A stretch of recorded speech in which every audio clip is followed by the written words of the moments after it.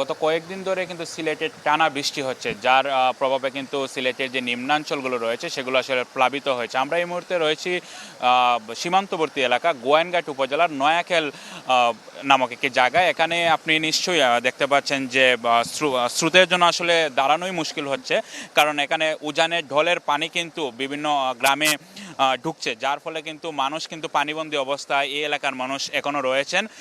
আমরা দেখতে পাচ্ছি এই এলাকায় এসে কিন্তু মানুষের যে সমস্যাটা হচ্ছে সেটা হচ্ছে যে এখানে যারা বন্যা পুনর্বাসন কেন্দ্রে যেতে চাচ্ছেন, অর্থাৎ আশ্রয় কেন্দ্রে যেতে চাচ্ছেন, তারা কিন্তু নৌকার অভাবে আসলে যেতে পারছে না। এবং সিলেটের যে বেশ কয়েকটি প্রধান প্রধান নদী সুরমা, কুশিয়ারা, লোবাছড়া, সারি নদী, সেগুলো আসলে বিপদসীমার উপর দিয়ে বয়ে যাচ্ছে।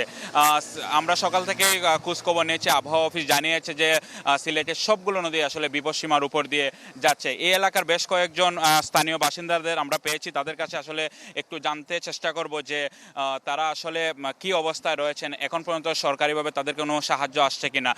চাচা, আপনার কাছে জানতে চাইবো যে এখন পর্যন্ত কোনো ত্রাণ সহায়তা আসছে কিনা? গত 2 দিন ধরে তো এই অবস্থা। কোনো ত্রাণ আসছে না আমাদের, 2 দিন থেকে কোনো পাইছি না আমরা কিচ্ছু।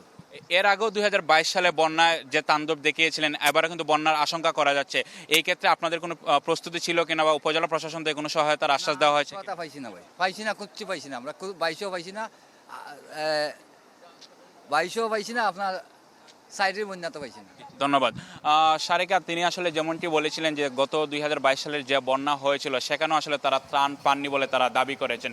তো আমার কাছে এই ছিল সিলেটের বন্যা পরিস্থিতির সবশেষ।